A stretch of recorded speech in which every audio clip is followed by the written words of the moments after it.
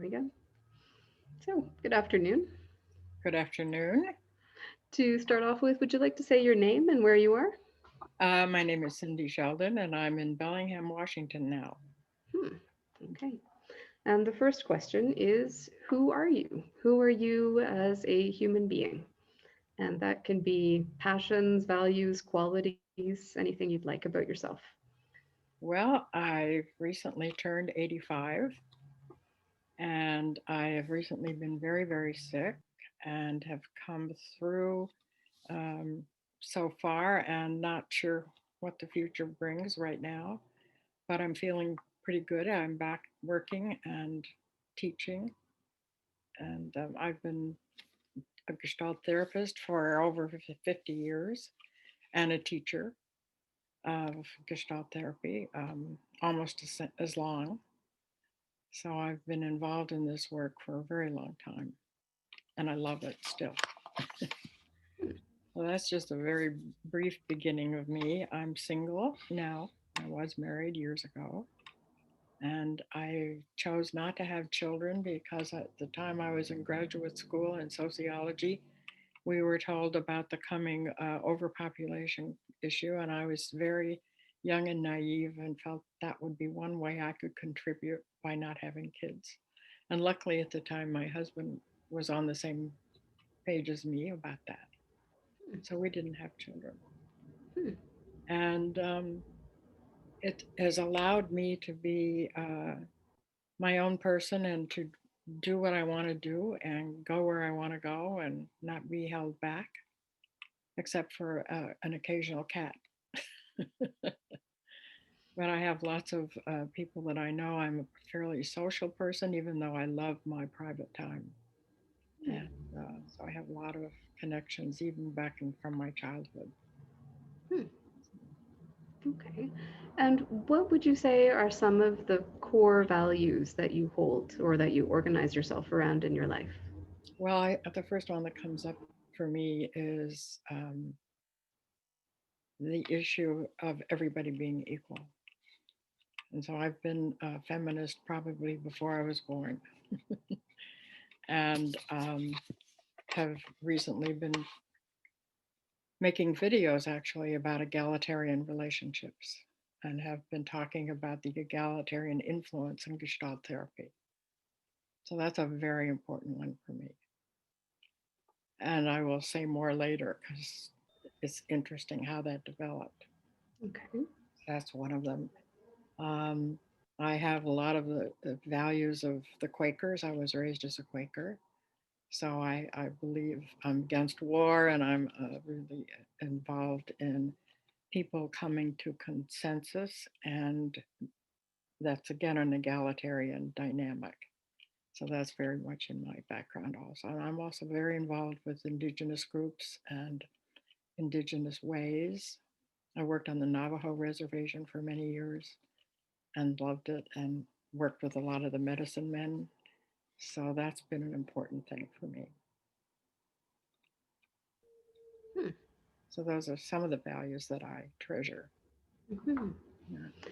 So, in a little bit about your history, and I know that there's a lot to choose from, I wonder what comes to mind right now as an event or as a specific set of circumstances that you would say really shaped you or influenced who you are now.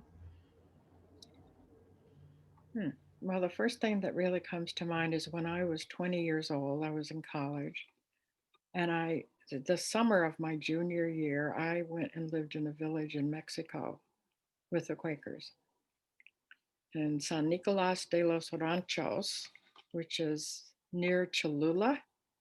I don't know if you know where Cholula is, Mm-hmm. and not too far from what's the bigger city there now? Puebla. It's near Puebla, yeah. Yeah, yeah.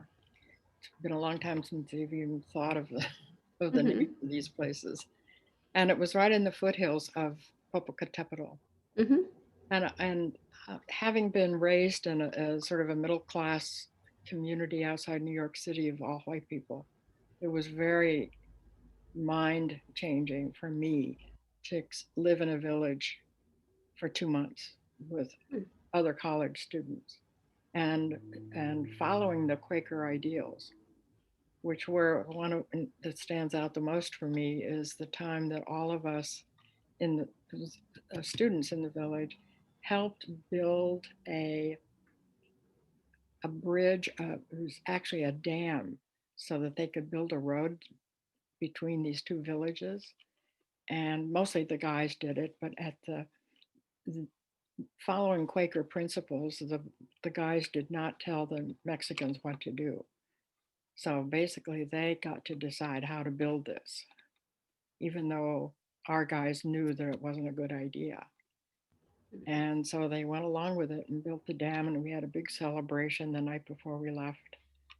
And that night there was a storm, and we left the next morning, but the storm demolished the whole structure of the Mm. dam. And the villagers were, I have a memory of the villagers running after the bus, waving to us as we took off, and how sad they were, that this didn't work out. Hmm. But we followed the principle of they get to make a decision about their own life, not us telling them what to do. Mm. It was an important learning for me, as well as living in that village for 2 months Mm. and being in a foreign culture. It was wonderful, Mhm. very meaningful for me. Mm. Does anything else come to mind? Well, if I think about it, I'm sure there are a lot of different things. It shaped my who I am now. Or a path you might have taken, sort of a turning point, or. Well, I didn't know what I wanted to be when I grew up, that was for sure. And so when it came time to decide, I decided to go to social work school because I didn't know what else to do. And I thought, well, there are a lot of things I can do with that education. I can teach. I didn't even think about being a therapist because I didn't realize at that point that social workers could be therapists.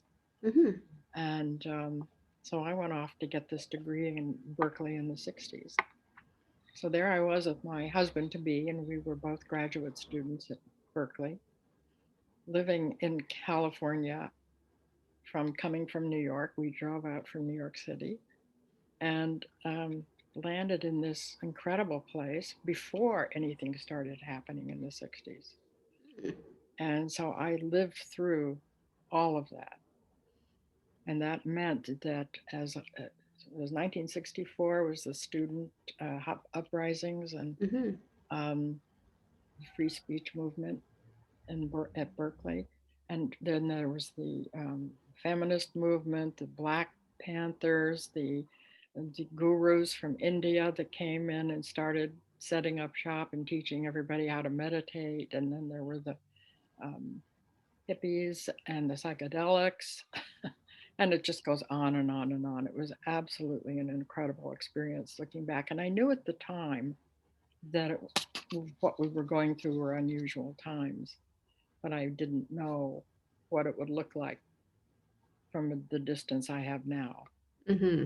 And but it was a very, very powerful experience. So much so that I made the decision that I had to leave the state of California for 2 weeks, twice a year, in order to get grounded from all the Mm. goings on. Because I was involved in the feminist movement. I was involved with the hippies. I was involved with the psychedelic movement. I was involved with um, not the student, because I was a graduate student. Most of the student uprising was mostly undergrad, but I was involved in enough. Hmm. And I forgot to say the human potential movement. That Right. was the other one. And but I was very involved in that. I got involved in graduate school Hmm. before it even really got started, because I went to school in Berkeley. 1961 to 62 were my years at Berkeley social work. Wow. And so, in all of these chapters and events, what other human beings have touched you? I mean, who would you say has changed your life in some kind of way through a significant kind of contact? Well, certainly first girls. Hmm. And my high school boyfriend, who was a Holocaust survivor Mm. from Vienna, changed me a lot, and we're still very close, good friends. Mm. And human beings mostly you're talking about. Well, I certainly would put Virginia Satir in that list because I trained in the Satyrian type of family therapy and taught that for years, as well as Gestalt. So those were very important people in my life. Do you want to say anything about how any of the three influenced you in particular? Um, well, I didn't really get to know Virginia that well, but I was hired at the Family Therapy Institute in the Bay Area that did her kind of work. And so I worked there for 6 years. And it was a very powerful experience. And when my husband and I were about to, after we had separated before we got divorced, um, we went into therapy with the two leaders of this clinic. And that was a very, very powerful experience to be on both sides of it as one of their Mm. students and one of the clients at the same time, Mm-hmm. which nowadays would not be considered appropriate. But anyway, back then we didn't follow those rigid rules. Yeah. So that was a very personal thing about learning how to separate from my husband and ending up in a very loving place after we did 3 months of therapy with this couple, 3 years after we separated. Yeah, that sounds like a lot of learning Yeah, for sure. it was excellent, and that we ended up in such a good place. Mm-hmm. Okay. Well, I have a question also. I mean, you said you were feminist since before you were born. So I'm wondering how you understand and experience yourself within your gender or as a woman.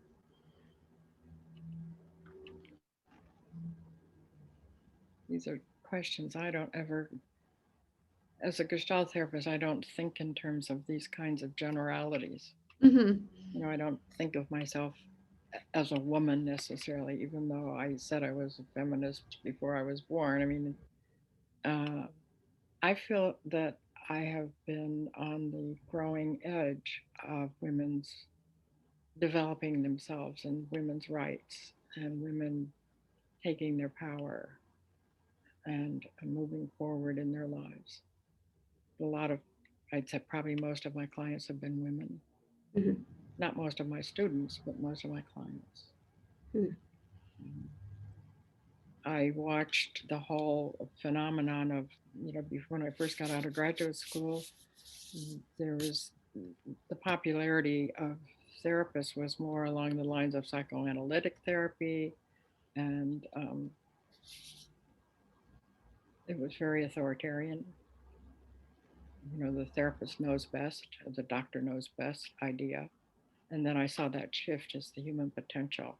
And as I got involved in Gestalt therapy, I saw that big shift. Mm-hmm. And also, when I was in graduate school, most people would go to a male therapist.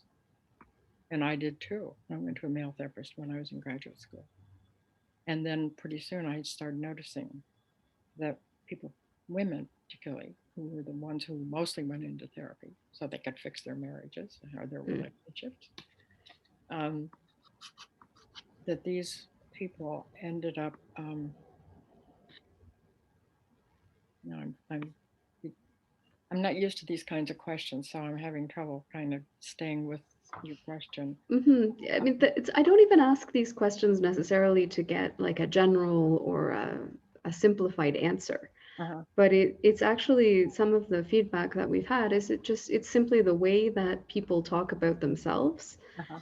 It's it feels very familiar and it's very engaging and it's really interesting to the Gestalt community. It's like, oh, I understand her answer. That makes sense to me. The way that you say this. I'm not complaining about your Yeah, question. no, no. It's just it's. It's more a statement about me that I don't Mhm. talk about myself in these words. And actually, the gender question is one that a lot of people have kind of gone, okay, maybe, I don't know. Yeah, yeah, Hmm. yeah. So So if you'd like, I can move on to something else. well, I'm trying to remember where I left off. Uh, Hmm. That you were going to a male therapist and that you were sort of, and so what I saw is that a lot of people over those years after, after the 60s, is really in probably in 1963 or 4, it was probably about the time that Fritz moved to Esalen, and that the people coming in to become therapists were more women. hmm You had more female therapists. And then you had the women who used to go see male therapists want to go see women therapists. hmm Saw that shift. And so a lot of women therapists suddenly were becoming very popular. So I went through all of that time and saw that happen. hmm. Okay. So I'm wondering how this is another sort of identity politics, I guess. I don't know if you identify with yourself in these terms, but it's about how you understand or experience or use your power and your privilege socially.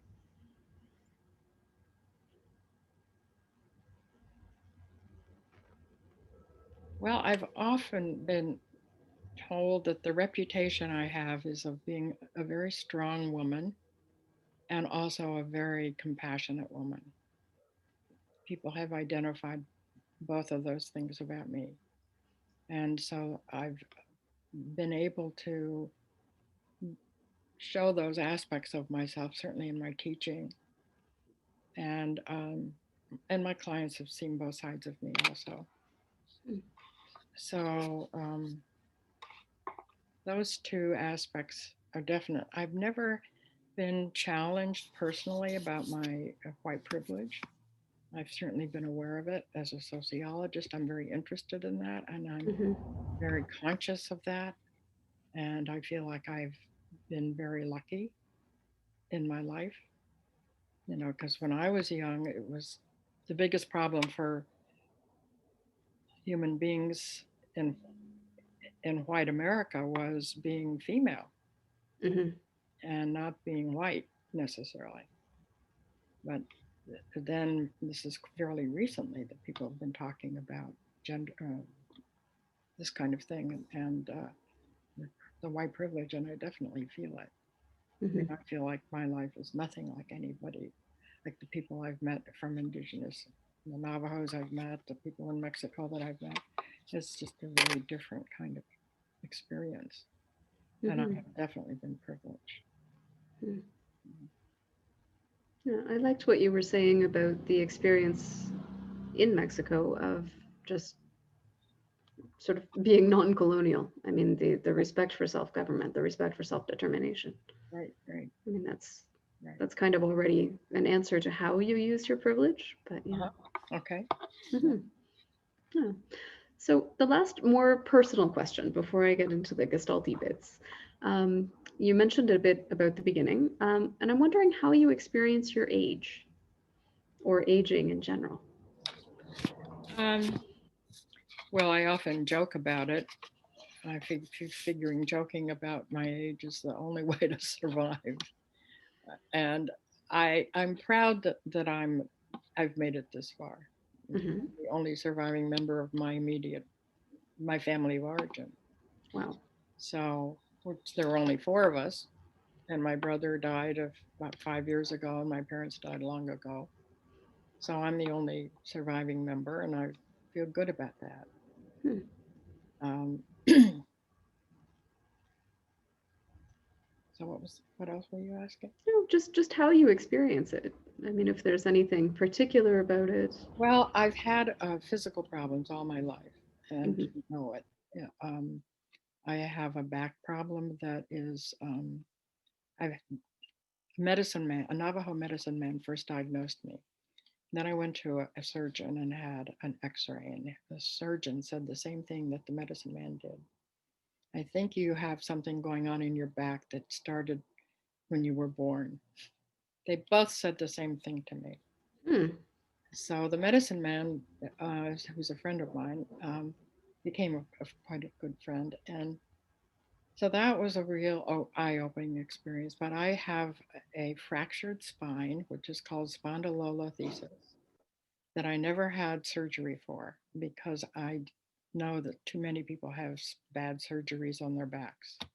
And I didn't want to be going through all that. So I never had surgery. So I'm dealing with only being able to walk for about 5 minutes before I have to sit down. And that's been going on for about 15 years since I moved up to Bellingham. So it's limited me a lot. So when I talk about getting older and being 85, I think, my God, I'm still alive, but it's a bitch, you know? You know, the physical things you have to go through when you're aging is terrible. Yes. So that's how I feel about that. Okay. Hmm. So just shifting a little bit, I am curious about, you mentioned Fritz, but I'm wondering how you came into Gestalt. How did you start? How did you meet it? Okay, that's kind of an interesting story. Well, Hmm. I was in social work school at Berkeley, 1961, and like many students of psychology and social work, we begin to learn about psychology, and suddenly we think, "Oh, I must be schizophrenic. I must be depressed. I must finally." So we all started running to therapists in graduate school, and my husband at the time was in this department of sociology, and one of his friends told him about this therapist in Berkeley who did this different kind of work called Gestalt therapy. So I didn't know anything much about any form of therapy yet. Um, but I went to see this man named Eugene Sagan, and he was the only Gestalt therapist in Northern California at that time. And I went to him and saw him individually, and his colleague, Paul Baum, another psychologist, the two of them ran a group together. So I was in a therapy group and individual for a year or two. And during that time, Gene invited Fritz was still in New York, invited him to do a dream seminar for his clients. So I have this memory of being, when I was 26 years old, I was in this darkened room because the sun was really bright, so the curtains were closed, and Fritz is sitting there smoking, and there's a crack in the in the curtain, and the sun is coming in, and his smoke is sort of trying to get out, and he's working with somebody on a dream, not me, but I'm observing, and while I'm observing him work, I hear a voice in my left ear that says, "You're going to be doing this work for the rest of your life." Wow. Now, I was not at all schooled in, I mean, maybe that was proof I was a schizophrenic, hearing voices, but I didn't think I didn't think that at the time. I'm just making a joke now, but I knew nothing about spiritual possibilities or anything at that point in my life. But I heard this voice and I listened to it and I took it to heart. Now, Fritz went back to New York and didn't move to Esalen, California, Big Sur, until, I don't know, 3 or 4 years later. By that time, I was out of school. Had my first job, um, which was working for the Navy hospital as a civilian social worker during Vietnam. It was a very Oh, powerful experience, right yeah. in Oakland, California. Hmm. So anyway, once 1966, I started going to Esalen to train with Fritz, and there were no institutes on the West Coast at that time. And I spent a whole month in August of '66, a 2 week non professional group and a 2 week professional training. And so I spent the whole month down there. And it was an incredible, powerful experience. I mean, I had many moments of those weeks that I recall. And so I knew that the voice was right. I was going to be doing this work for the rest of my life. And when we got back, many of us from the Bay Area and a whole lot from LA, when we got back to San Francisco, a few of us started to meet every other week to practice on each other. And Fritz somehow got in touch with us, or he came up. I can't remember exactly, but he asked if any one of us would be open to starting an institute to get him to come up from Big Sur. And four of us agreed to do that. Paul Baum, who was the leader of my therapy, co-leader of my therapy group, Mm-hmm. myself, Janie Ryan, who was an artist and did Gestalt art therapy, and Jack Downing, who was a psychiatrist. And the four of us started the Institute in 1967. We were the third institute after New York, Cleveland, and then San Francisco. And then not long after that, and I'm not sure exactly when LA started, and then it just went from there, started exploding all over the world over Mm-hmm. the years. So, what is it that you found? What is it that made you say, I'll do this, aside from the voices? I mean, Um, what was there I'm in Gestalt or in I'm the work with I'm a Fritz? good organizer. I'm a Virgo, so I'm a good organizer, and I knew that didn't seem difficult. Mm-hmm. Before computers and before internet and all that jazz, but making brochures and getting a mailing list. Mm-hmm. And you have to remember this was the beginning of the human potential movement, so there was a lot of excitement, Mm-hmm. and people started coming to us from all over the world, mostly a lot from Asia. And so we started and opened our doors, and we were filled. All our programs and workshops. I still have the brochures from the early openings. Oh, wow. Yeah, I kept them. Yeah. Hmm. So we were very popular, and we began this new way of working, which a lot of people had questions about. And role playing your right hand talking to your left hand, or something other than that that seemed bizarre to most people, that they didn't get it, that there might be some helpfulness in this way of working, and that the whole body was important, not just the mind. Mm-hmm. Like the mind was often a problem, as you know. Mm-hmm. So, what kind of challenges did you run up against, not only in the institutional, but in your own work or in your career in this? What have been the challenges for you? I don't really feel that I can't really identify any specific challenges so much as that if something new came down the pike, I went and got training in it. I had 6 years of training in Reiki and therapy. I had the Virginia Satir family therapy.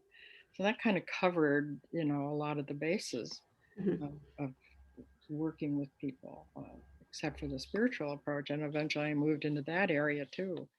And I see Gestalt therapy as really a spiritual practice as well as a therapy.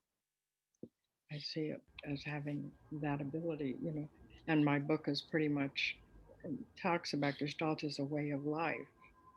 Mm-hmm. And my first book, and that way of life is when I used to ask Navajo people, well, tell me about your spirituality, and they would say, well, we don't have a spirituality. We have a way of life. So I thought that was a phrase that would be useful for people who've been trained in Gestalt to Mm-hmm. have a sense of. It doesn't Mm-hmm. have to be spiritual or not spiritual. It's what we do. And of Mm-hmm. course, a lot of it is based on a lot of Zen, Buddhism, and some of the principles, like being in the here and now, and so forth and so on. Mm-hmm. And how would you describe or explain, I guess is a simple word, but how would you describe your own work? Sort of the projects that you have strung together for yourself that have become what you do. Well, I think that every Gestalt therapist has their own way of working, and it's a combination of everything about them. Some are more literary, some use fantasy more. Some people, like me, I pay a lot of attention to the physical body and gestures, postures and gestures, and and do a lot with working without an agenda. For example, I just interviewed somebody for my class just before I came on to talk to you, and I'd never met her before. And she's a body worker, and she wants to get training from me in my Gestalt class. So I did a piece of body work with her on Zoom. Of course. So, that seems to be something that I'm most interested in. I love working without an agenda. I think Hmm. the agenda is often part of the narrative that people tell about themselves, and you know, and gets in the way of them getting to the core issues. Hmm. So, Hmm. I'm wondering, do you want to say any more about your egalitarian interests yeah, and how I that's do. become part of your work? Yeah, and I've just done three videos about this that aren't on YouTube yet, but will be, and they will be on my website. Um, One of the things that especially interested me, coming from the Quaker background, is that when I met Fritz, there were some things that he talked about that were very important. First of all, he said that when he was talking to those of us who started the Institute, he said that first of all, he did not want to be the leader. He wanted us to do it. And that, so we made him an honorary member, but there was no hierarchy. Fritz was very against hierarchy. A lot of people see a picture of him and they say, "Oh, he's a authoritarian old man," and that's the image they have of him. But that's very far from the truth. Um, he had issues with women, uh, but when he worked with individuals, he was really there for them, regardless of their identity as a sexual male or female. It didn't matter. He was really there for them, and he was there for me in that way the many times I worked with him over the years. So he came from a very egalitarian base, and he talked about, his childhood. He was from a lower class Jewish family in Germany, and his wife was from an upper class family. I think I already mentioned that with you, but he felt like one of his reasons for living was to demand equality.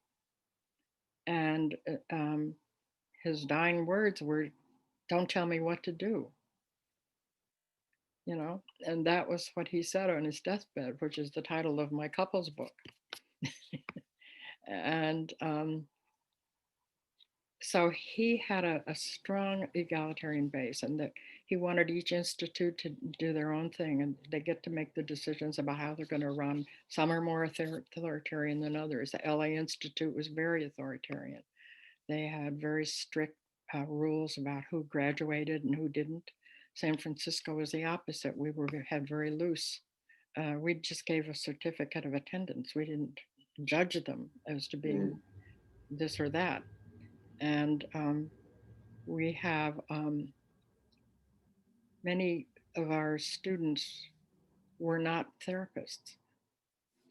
And in LA, I don't know about now because the institutes have all changed down there, but they were much more rigid about only accepting graduate students in psychology and social work and psychiatry, um, but not people in allied fields. And we started with an artist. We had one of our founders was an artist.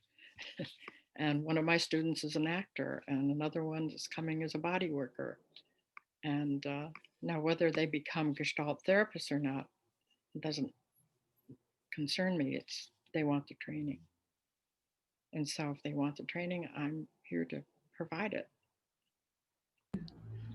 It's very much the way a lot of the training institutes here in Mexico work as Uh, well, in the open to different professions, and process right. is sort of prioritized over the academics, interestingly. There's some shifting in that, but I'm interested in hearing you follow the line back to a There you go. proposal from Pearls. That's interesting. Yeah. Yeah.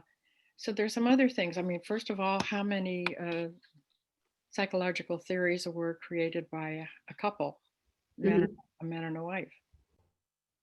And so, Laura was very much a part of that, with Fritz, even though he wrote more and maybe got his name out there more than she did, but still, you know, and the culture tends to give credit to the man. So she got, less credit than she should have gotten. Um, so that those were two of the things. There's some other things. Another thing he said is this, that he encouraged us. He didn't say we had to, and we didn't. He encouraged us to have as many Gestalt trainers as possible, so that the students could see different styles of therapy, of Gestalt therapy, and not feel like they had to imitate the boss, uh, or Fritz, Hmm. or whoever was leading. And so San Francisco, we were very good about that. It's harder to do for me. I've had other people come into my training groups, but my groups are small, so it's more difficult. And um, getting up here from Seattle, and I'm sort of out in the woods now, so it's a little more difficult for people to come and visit. But Yes. on Zoom, it's easier. Hmm. And I have a group of colleagues in Seattle that are part of a support group that are all Gestalt therapists my age Hmm. and in their 70s and 80s. And we've been together for about 10 years, and we work with each other, and we visit each other's groups and trainings and so forth and so on. Hmm. So I call on them now. That was actually another question that I have is whether at this point you feel like you're part of a Gestalt community. Does that mean anything to you? How is that in your life? Well, that's one of the things that, particularly right now with COVID, that the students I have now are really wanting that. And I've been getting a lot of people wanting to sign up for my class, and a couple of people who had already been in my class years ago want to come back. They miss finding like-minded people where they can be more themselves, and they can ask to work on themselves if something comes up, which is Mhm. something that my class here is just really appreciating each other for who they are, Mm. and wanting to create community. And of course, Irv Polster's interest in community has been very, very important. And I know Irv, and I just purchased his recent book. I don't know if you've seen it. I've seen it. I haven't picked it up yet, but yes.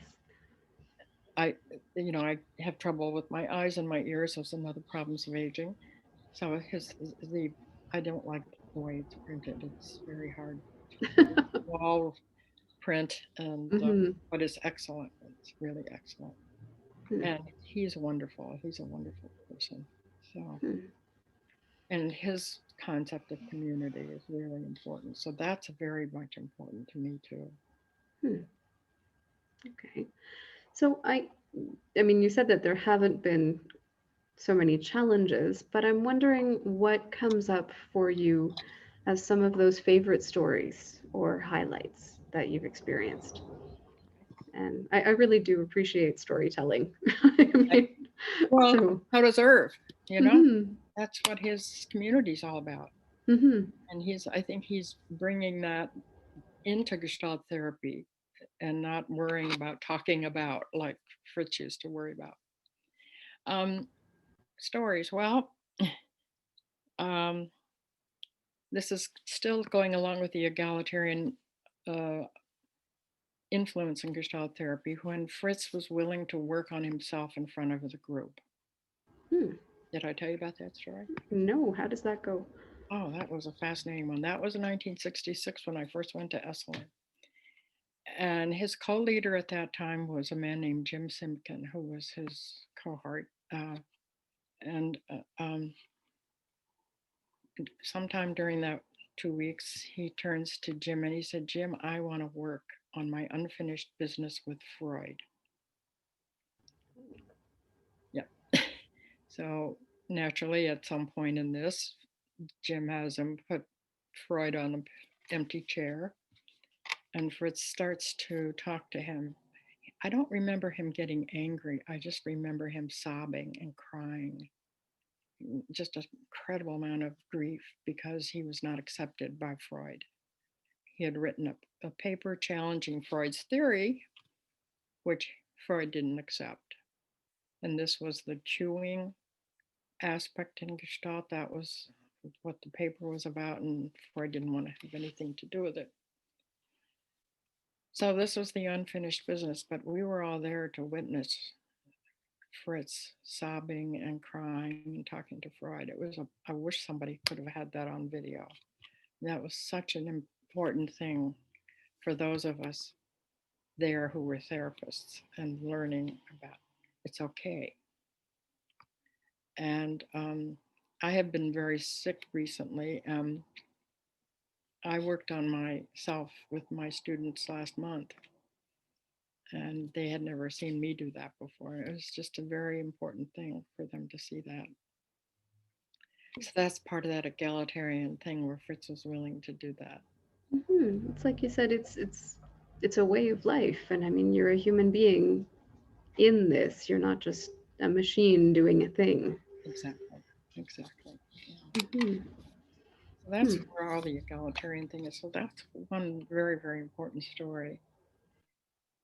Another one which I was just explaining to somebody, and this could be seen as a challenge.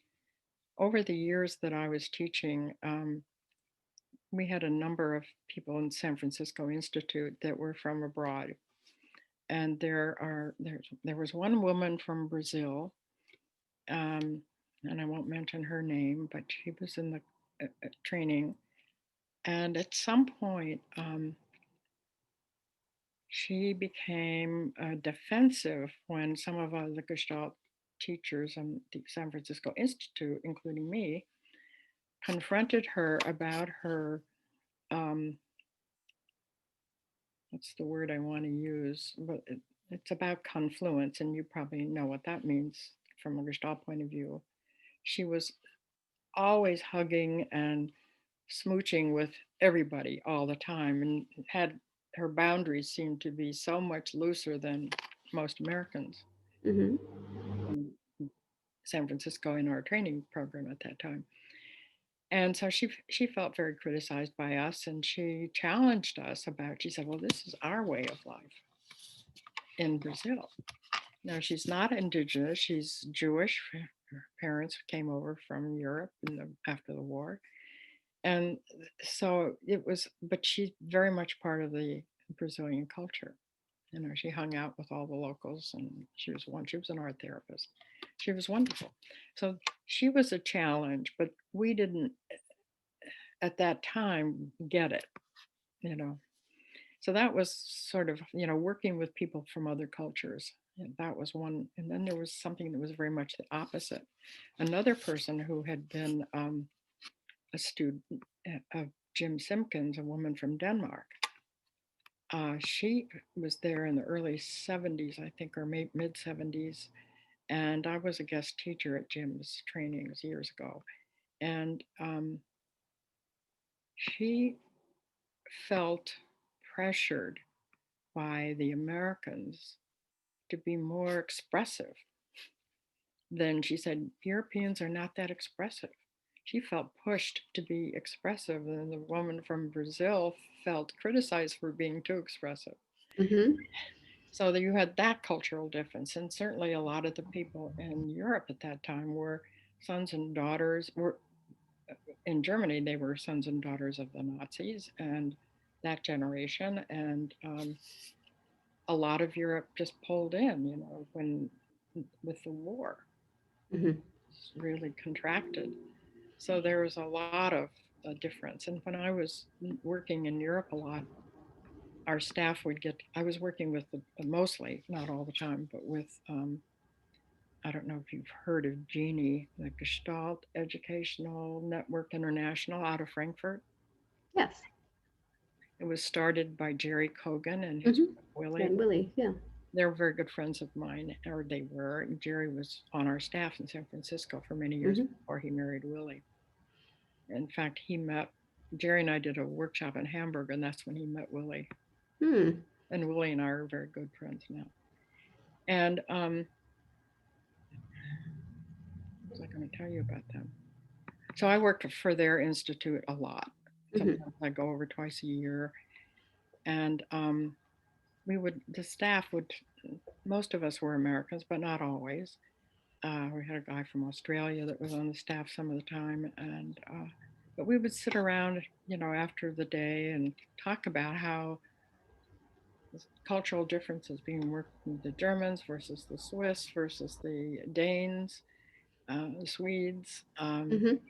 and just beginning to kind of sense different things, the French aspects, and of course, one story that I'll never forget, if you like stories, um, was this German guy that started to work on the fact that his father was a Nazi.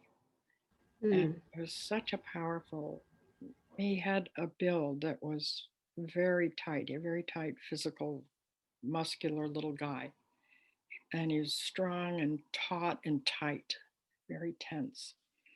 And he just blew when he was talking to his mother or father, because one of the things that was true in those days is that the mothers made an agreement, the German mothers made an agreement not to tell their kids what their father did. Mm. So they had two issues, one was the lying, and the second was what their dads did. So I just remember this guy just blowing, and the power of that experience Mm. was very, very powerful. And the Germans were very open to getting down to the nitty gritty. I found working with them, it was just very easy. They were so open to getting in touch with who they were, and in Mm. ways that I didn't experience any other culture, including Americans. Hmm. I mean, that's a generality, and certainly there are exceptions. Yeah. No, but I mean, speaking of from your own experience, right? So, Yeah, yeah, yeah, hmm, yeah. interesting. Well, I would honestly love to sit and listen to stories from you for hours. Right, But right. I am curious. I do have one. It's a final question, but you're welcome to add anything else you'd like. It's really sort of what is next for you, and from this perspective where you've seen it come in from the beginning, what do you think could be next for Gestalt? Well, I think it's more and more moving in a spiritual direction. Mm-hmm. And I'm hoping that people are going to pick up the idea of egalitarian and look for it because it's there. It's Mm-hmm. just not too obvious to most people. So people are often surprised when I say it. There's an underlying theme here, but most people don't know about it. Mm-hmm. And to get that out there, because to me, it's a really important theme. So I'm interested in getting some of my videotapes up, and maybe doing some more videos about related subjects in Gestalt and getting them out there. One of the things I saw so vividly was just the year before, 2 years before Fritz died, actually late 60s on till 1970 when he died. He was so busy trying to get tapes out there. And of course, the technology was terrible at the time. And so there were just a lot of really bad tapes. But he pushed himself to use as many techniques as possible to give potential trainees an idea of what's possible. Mm-hmm. But that wasn't how he necessarily would work with somebody. So that the sessions were overpopulated with techniques. And I remember, I think it was Jim Simkin who once said, only use a technique when you get stuck. And you don't need Fritz was doing that to give people information of possibilities, not that that's how he worked all the time. So I Mm-hmm. thought that was kind of interesting. But I saw him Mm-hmm. trying so hard to get as much out there. He thought he was going to die of a heart attack at, before he turned 75, and he did everything he could to live to 75. And he died in 76. So, yeah. Mm-hmm. Yeah, I mean that is impressive. The effort and the amount of work to leave a legacy, Yeah. and I think it's definitely happened. We're Yep. still here having this conversation. So, Right. Right. did you feel like you had a sense of how far what you were doing was going to go? I mean, I know the voice said you'd be doing this for the rest of your life, but Well, I think, how did you understand that, or when did you start to dimension that? well, when we started this Gestalt Institute and we started getting people from Europe coming up, I remember there was a woman from South America who was from a political family in Argentina, no, not Argentina, Chile? Chile. And her father owned a newspaper. This is another interesting story. It's not about a Gestalt session, but she was a trainee at the Institute for a while. And she was in her 50s at that time. She was a very well-to-do family. They owned the major newspaper in the country, and her father was a good friend of Nixon's. Mm-hmm. So she was a pro Allende. I don't know if you're familiar with. Mm-hmm. And her family was pro. What was the name of the guy who took over? Pinochet? Pinochet.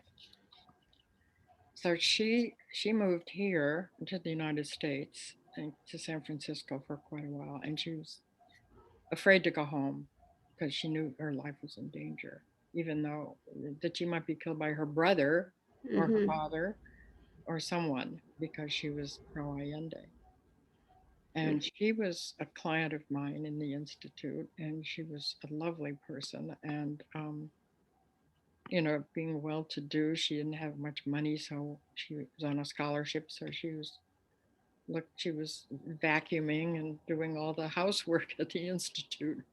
This well-to-do woman in her 50s from Chile, and she invited me to go. After she eventually went back to Chile, and she wanted me to come down and lead a workshop, and then told me I couldn't do it because at that point they were not allowed to have any more than two people together unless they were part of the Mm. same family. Mm-hmm. Yes. Yeah, So, don't want to get caught up and confused with a student rebellion leader. right. Hmm. So I didn't go, obviously, but there was another place where I was influenced by a different culture and the whole idea of a Gestalt group. Being, I mean, on some ways, if you look at it, Gestalt is very another way of putting it. The egalitarian thing is it's very anti-authoritarian governments. Mm-hmm. Because we're so open to learning from each other and being equal and so forth. So it's a very anti-authoritarian program. Hmm. Whereas some psychotherapies, they teach you to adjust to the culture. Mm-hmm. Yeah. Hmm.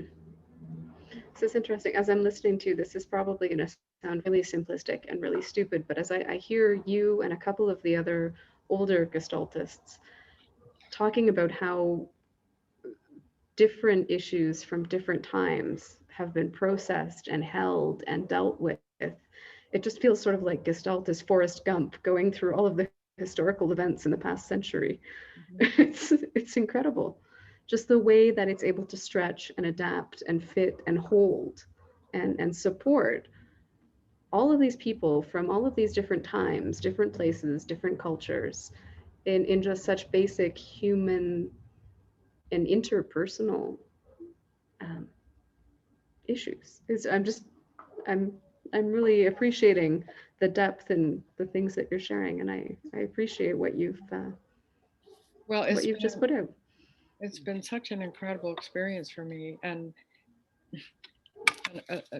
a personal story about me when I was young and trying to figure out what to do when I grew up.